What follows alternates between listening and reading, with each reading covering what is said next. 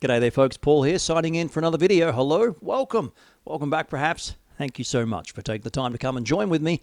Yes, it's getting chilly. Winter has hit, hence why I'm rugged up a little till the office warms up for the morning. But we're going to get straight into it today. Luke chapter 8, verse 26 through to 39. Little title in my Bible, A Demon-Possessed Man is Healed. If you haven't read this section of Scripture, please grab your Bible, press pause right now, and have a quick read before we get into it. Okay, let's go from verse 26. It says, Then they sailed to the country of the Gadarenes, which is opposite Galilee. And when he, that's Jesus, steps out on the land, there met him a certain man from the city who had demons for a long time. And he wore no clothes, nor did he live in a house, but he lived in the tombs. So this is, following on from the previous video, remember they'll come across the Sea of Galilee, the great storm. Master, Master, we are perishing. Jesus calms the storm, rebukes the wind and the waves. They've now gone to the other side, this region called the Gadarenes. And this is probably, we know from sort of history, the most, the most Gentile of the Gentile areas, the Decapolis. And I give this as illustration geographically, because for me, this actually brings it to life just that little bit more. And for you, if you want, you can Google map this. You can have a look. You can see photos of this actual area, of this account where Jesus was in this time. And we can estimate, we know from the topography around where this very likely took place and the crossing and so on.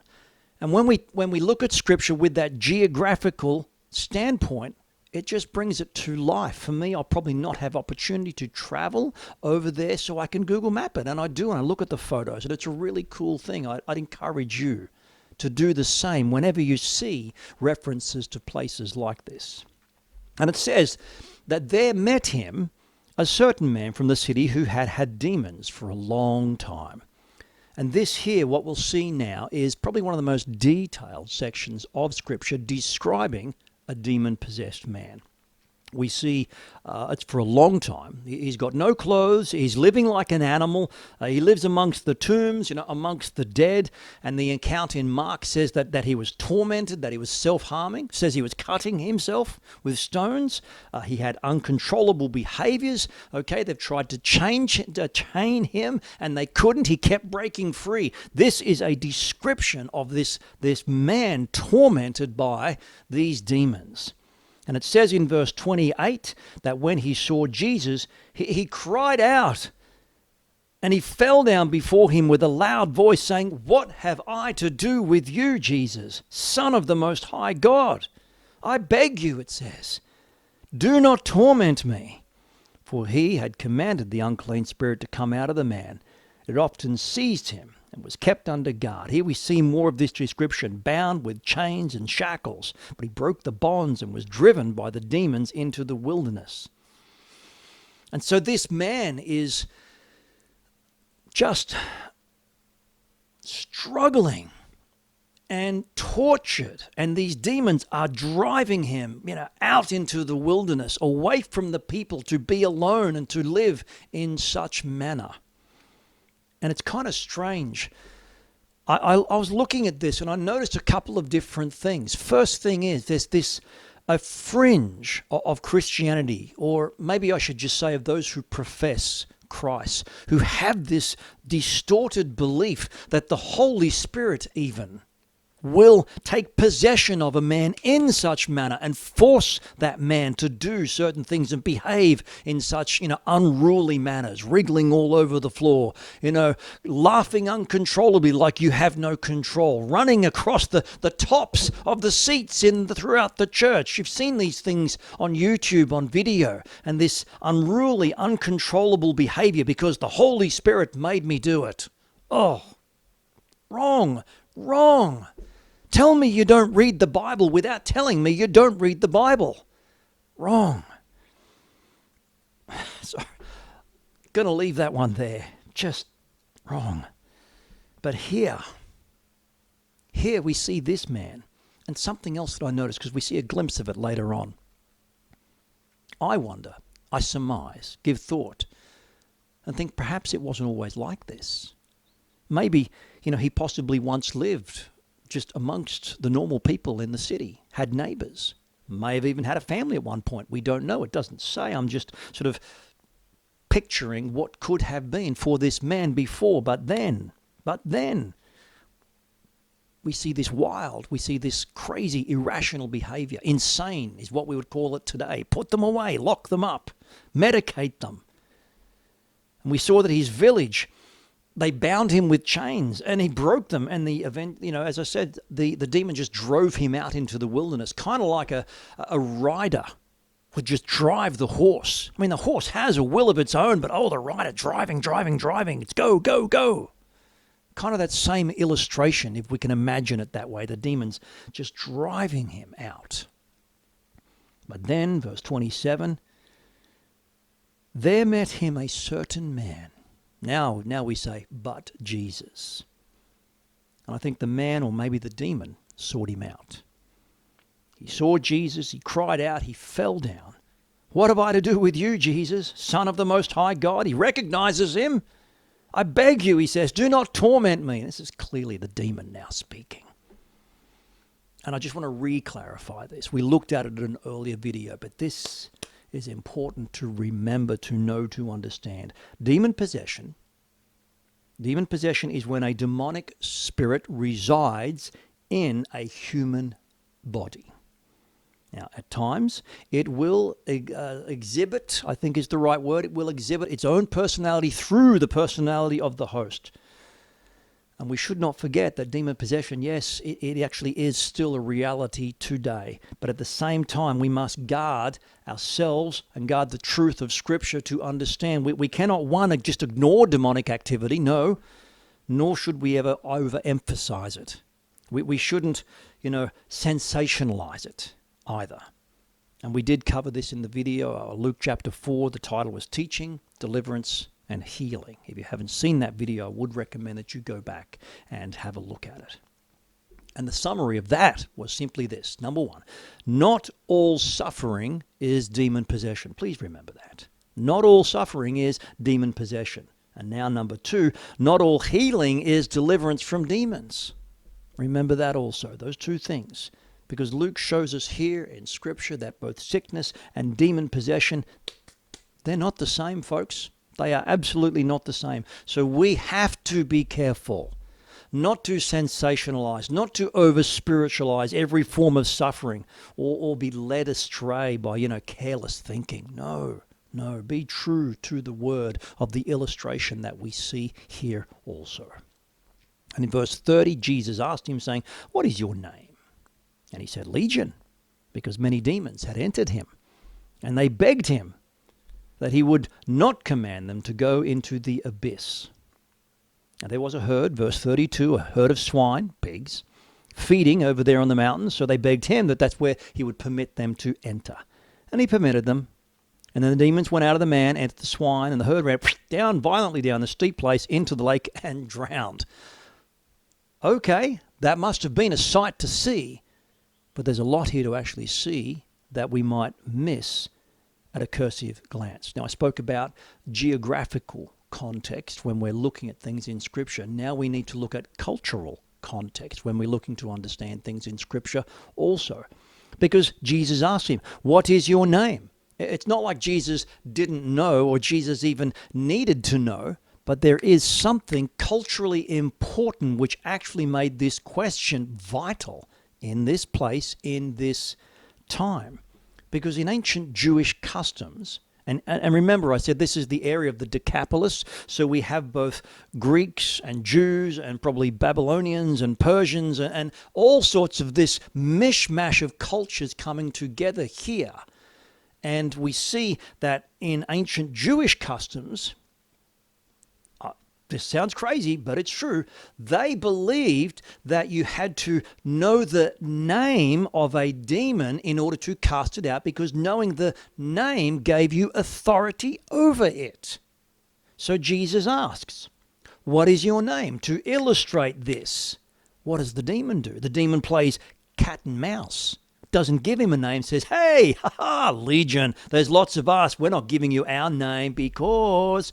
And so the people around watching, and we know from context through Scripture, if we read around the story, that there were people there and they were watching, and they reported later also.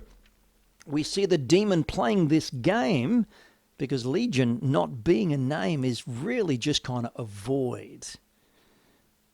But here we see the evasion of answering the question instantly, followed by having to do and begging not to do what they were commanded to do. Don't cast us into the abyss. Probably referring to the same abyss from Revelations 9, I think it is. And so you've got these people watching on, and yet still, even though Jesus didn't know the name because the name wasn't given, or he may well have known, of course, divinity, fully God, fully man, but the people around didn't hear the demon give the name, and yet Jesus didn't need it. The authority of God, go. And the herd ran violently down the steep place into the lake and drowned. And look, just a quick note on this one. I've heard it said, the pundits, that's not very nice. Jesus just ruining this man's livelihood and, all the pigs dying and all of this. Tisk, lost the stock. That's unfair. Well, that wasn't the purpose of it. That was the consequence of it. But Jesus allowed this to show something very important, which was, I believe, the real intention of the demons. I mean, they would have, and they were trying to destroy the man, doing their absolute best. Not so easy, though. They would have destroyed the man like they did the pigs, but man is made in the image of God. Not so easy. Not so easy. Pigs, gone. And so when those who fed them, this is the pigs now, verse 34, saw what had happened, they fled. They told it to the city, and they told it to those in the country. And those then went out to see what had happened. They came to Jesus. I wonder what this was like. Was he just sitting there waiting for them to come? Don't know. They came out to Jesus, found the man of whom the demons had departed, just sitting there at the feet of Jesus. I can see this in my head. He's clothed and he's in his right mind, it says. And they were afraid. If you underline things in your Bible, underline that with a little question mark. And they were afraid. Verse 36, they also who had seen it told them by what means he who had been demon-possessed was now healed. And the whole multitude of the surrounding region of the Gadarenes asked him, Jesus asked him to depart from them, for they were seized with great fear, and he got into the boat and returned. Oh, what the heck, guys? This is absolutely insane. This is insane.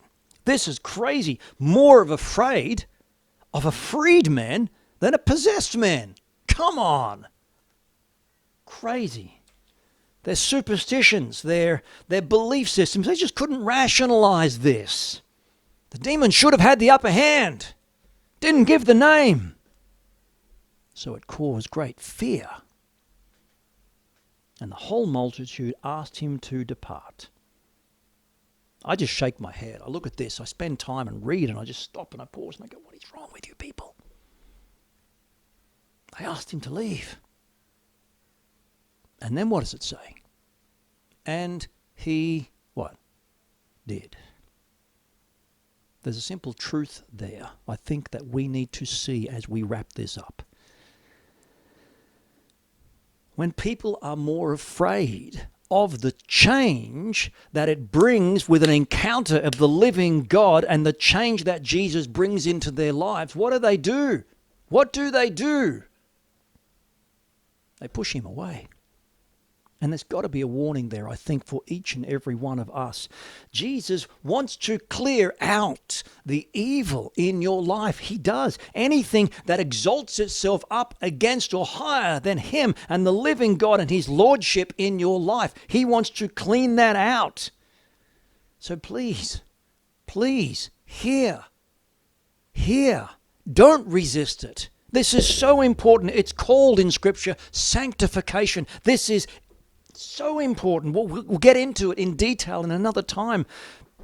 But just as they asked him to leave them alone, be careful you don't do the same thing. Please understand, I'm not talking about a salvation thing here. I'm talking about his peace. I'm talking about his comfort. I'm talking about his closeness and the beauty and the warmth and the love of our Father revealed through his Son on the cross at Calvary, indwelling through the Holy Spirit. Please don't resist that cleansing process which is meant to take place.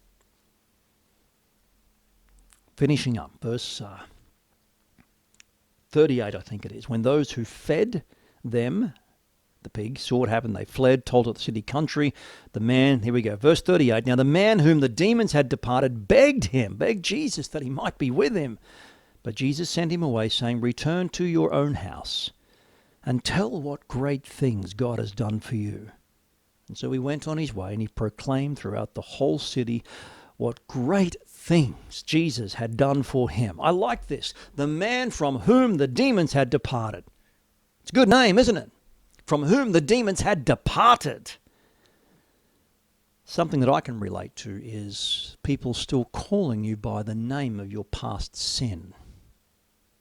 It's not what happens in Christ. You get a new name, a new identity. Jesus changes everything. You become, as him, son or daughter of the living God. And I pray that our reaction would be the same as this man from whom the demons had departed, begging that he might stay with him. Oh, yes, this is the prayer that we must pray, that we are able to stay in the presence of our God day by day. Did you know we can? If you didn't know it already, did you know that we can? That's why we have this, why we have his word. That's why we have prayer. That's why we have fellowship with the saints, worship, praise. Let's wrap up. I'm going to read you a couple of verses out of Psalm 1.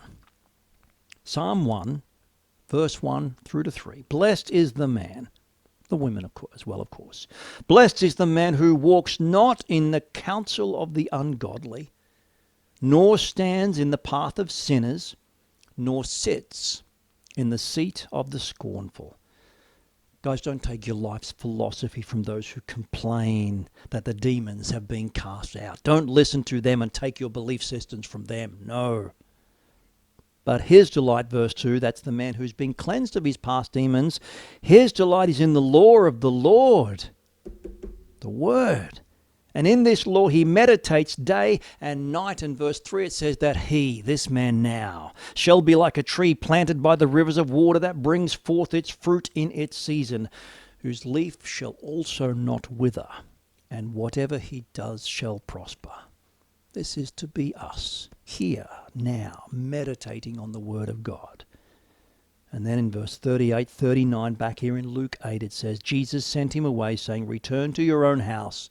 Tell what great things God has done for you. And so he went his way, and he proclaimed throughout the whole city the great things that Jesus had done for him. Oh, that's what we're to do, isn't it? Isn't it? Amen. God bless, folks. See you in the next video. Bye-bye.